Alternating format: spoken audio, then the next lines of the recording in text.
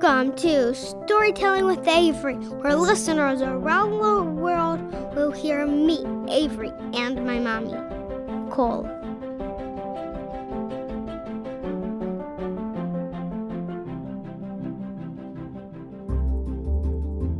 Hi everybody, my name is Avery, and I'm 6.5, and my mom's name is Cole. You might know her already from books that she already has wrote. My birthday is December 22nd, and I'm going to help you do this podcast, and we're also going to start talking about her new book. I'm excited to interview my mommy. Hi, Mommy. Hi, Avery. So I have some questions for you about the book. Okay. How long is it? It's 448 pages. How many words does it have? That's a good question. I didn't actually count all the words at the end. I feel like I should know the answer to that one. How many graphs does it have? It has somewhere on the order of 250 different graphs over the course of the book.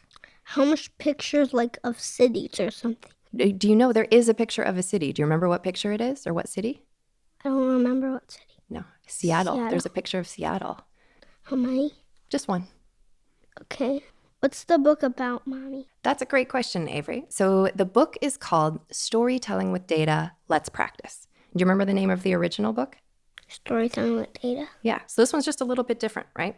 And that's really because practice is how we learn to do things, right? You practice a lot at school when you're doing different things. Yeah, like with reading. Exactly. And so when people need to get good at making graphs and communicating them, they need to practice that too.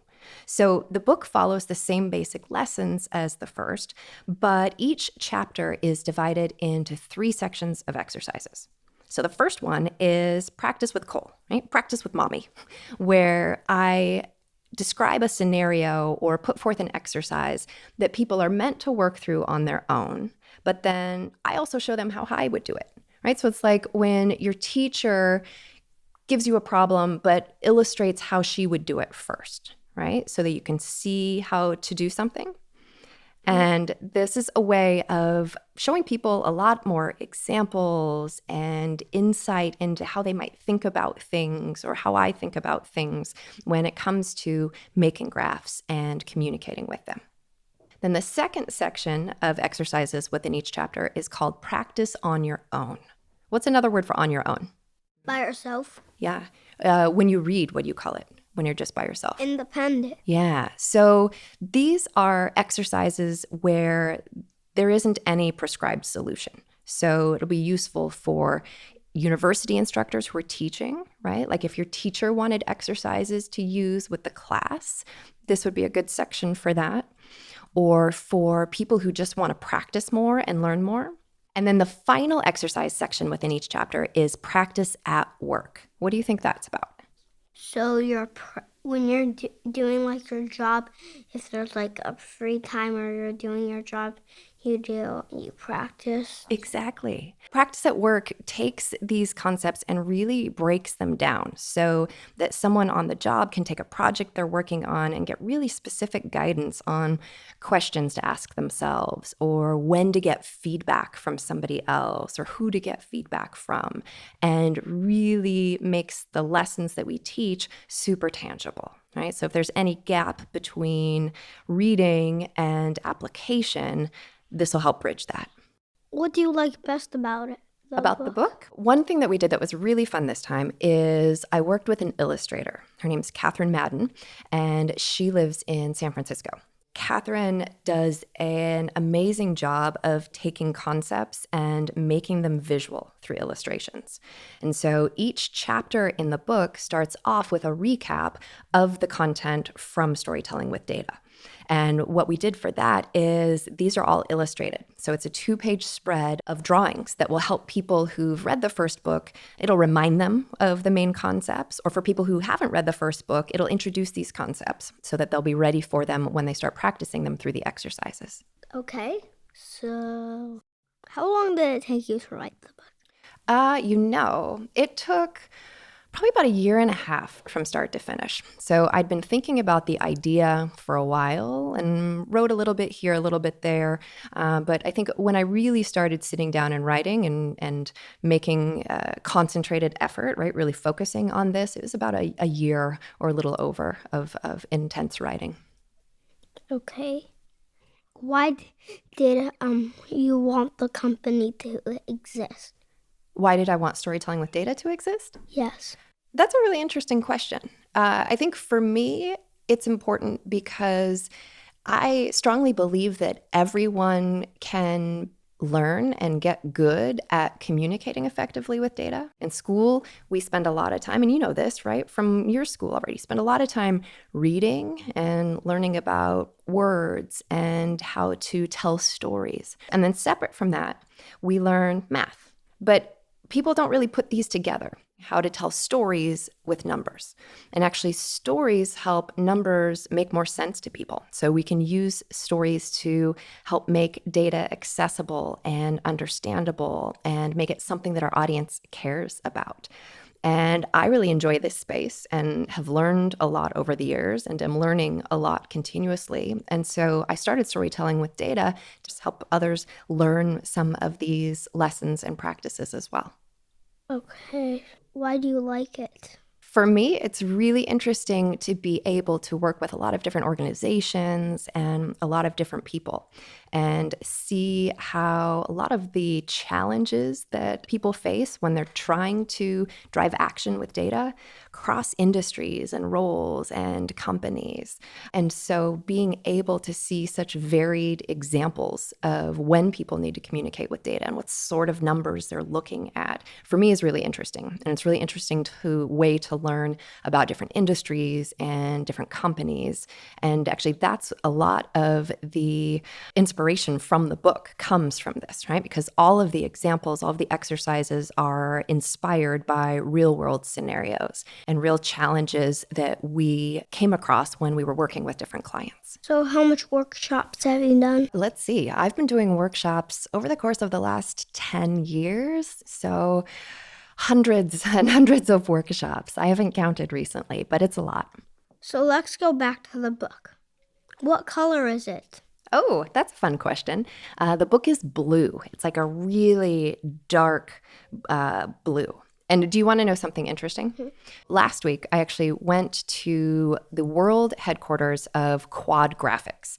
That's about 30 minutes from here in a town called Sussex, Wisconsin. And it is a massive warehouse, right? Massive facility, over 1 million square feet. And I went there to go see the printing process. But what reminded me of this from your question was when I got there, they'd done a really nice thing and they'd printed covers of the book for me. But do you know what one thing that was surprising? It was shiny. Like Pokemon cards are shiny and normal? Yeah, kind of like Pokemon cards are shiny, but the cover was supposed to be matte, which is the not shiny type.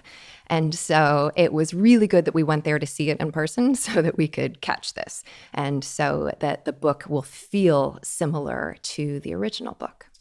So I wanted them sort of to match, you know? Did you see like a rainbow from like light on the book since it was shiny? No, I didn't see that. So how did all the pages get put together? Like did they get stapled or? This is a great question. And actually, you learned a lot about the book making process last year in your class, right? Yeah. We learned a lot at Quad, things that I had no idea that go into making a book. It's quite a process. Okay.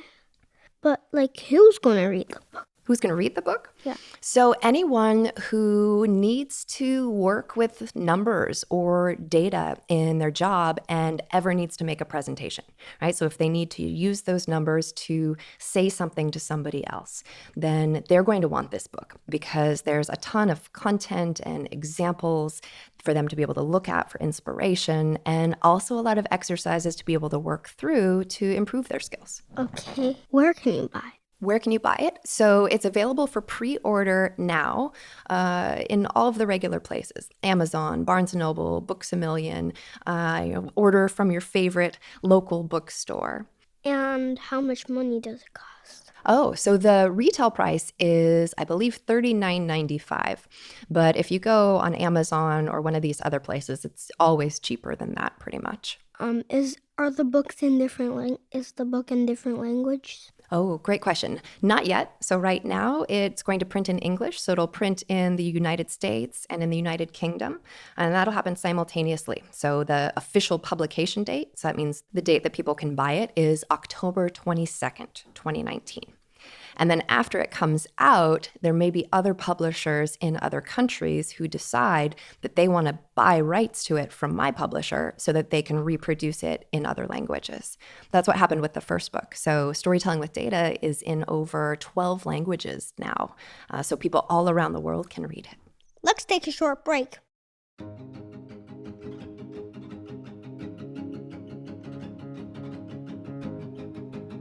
Hi, my name is Eloise, and you will love my mommy's book. And my brother's going to come up. His name is Dorian. Hello, my name is Dorian, and I am 5. I wanted to say hello to you all. My mommy wrote a new book called Let's Practice. You should really check it out. It has over 100 hands-on exercises and lots of cool pictures. I can't wait to read it myself. Pre-order on Amazon today. And we're back. Okay. What advice would you give someone if they were going to write a book? If they were going to write a different topic or something about a book, what advice would you give them? I think once you have an idea of something you want to write about, then it's often good to do some planning. And so when I plan, I do it in a low-tech way. Do you know what some of my favorite things are? Post-its? Yeah. Have you ever seen me in here when I have big pieces of paper and I lay them out on the floor and they have Post-its all over them? Yeah, like pink, green, and blue. Yeah, I color code too sometimes. That's me planning.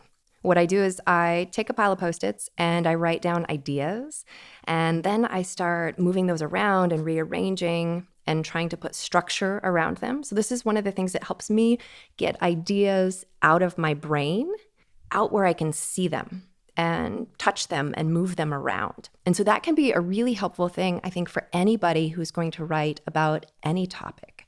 You did a lot of writing last year at school. How would you decide what to write about or how you were going to organize your pages? Well, when I was doing one of my how-to stories, I was like, how to sew a stuffed animal. Mm-hmm. And we used staples to staple the book. So I went like, how to sew a stuffy. Mm-hmm. But then when we were close to the end, we started doing this thing called editing. Where our teachers would come with a pen and like if we had too much uppercase letters, they would draw on top. And if we needed a space, they would do a squiggly line in the space. And then we call this our final copy, is where we look at the thing that we used to practice, and we would write like we would look at the thing that we call a sloppy copy, where it's not the real book we do. Yep. Where we put it on one side and we look at it and then write on the other side. So then like we spell real books, and then way at the end of writing, we did our first soft covers. Oh, cool. That editing process takes a lot of time and attention, right? Because that takes a lot of time after someone's made these corrections to then go back and incorporate all of those, right? To get to your final draft, what did you call it? The sloppy copy. The sloppy copy, right, to get from the sloppy copy to the final draft. So it's interesting because when I look back at the whole process of writing the book, do you know what piece I think took the most time out of everything? Editing. I edited over the entire course of that year plus that I spent writing. And it wasn't just one sloppy copy to the final draft. It was like many, many, many sloppy copies where I was reading through and different people were reading through at different parts and all of them giving me feedback. Then I would decide when and how to make changes. And that took a lot of time.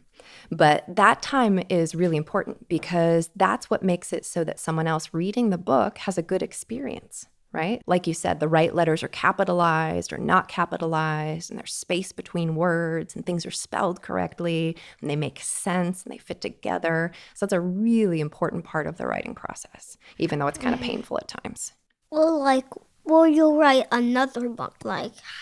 How much more would you write? How many more? Yeah. That's a good question. I think, yes, I will definitely write another book. I have a couple in mind already and maybe some words written, but nothing that I'm ready to jump on quite yet because that took a lot of time and work, right, to make that book. So I'm probably going to pause and focus on some other things for a bit before I turn back to writing. How much time did you write the book, every day? Oh, I wouldn't write every single day, though I think I probably wrote most days. It varied a lot. And the writing for a book like this is a little different, right? Because it's not just words, right? What else is there in the book? Graphs? Yeah, lots of graphs and pictures and illustrations. And so fitting all of those things together. And a lot of the writing process was just making the graphs too, which takes a lot of time. But the graphs are like the pictures of the book, right? Do you know remember one of your powers when you're reading is what? So I'll tell you a couple. So one of them is pointer power. Yeah. Is when when there's words in a book and you don't know about it, you point to it. You go, the cat didn't have a home. And for those listening, who are pointer fingers active at this moment. So your two pointer fingers, you would just put your finger right below the word and point at it the cat got sick. Mm-hmm. What's another power? Also a power is picture power. It's where you just look at the picture. You just look at the picture and then you just read the word. Tell me more about the picture power. How does that help you? Well, it helps us because we look at the picture and if we were a cat got sick. If we did that, then it would sound a little bumpy, right? What we could use if we looked at the picture, we would just say, oh, it looks like the cat is sick. Yeah, and then it would be easier to read, right? And easier to remember too, actually, it turns out. And that is the power that we use every time we're communicating with a graph, right? Anytime we put something into a picture, because that's exactly what I'm trying to do and teach other people to do in that piece of things, is to be able to look at the graph and read the words and have those things reinforce each other, right? So just like you described, the picture make the words easier to understand, and the words make the picture easier to understand. Thank you so much. I really like talking to you about the book. So thank you for letting me talk with you. Thanks for chatting, Avery. This was fun.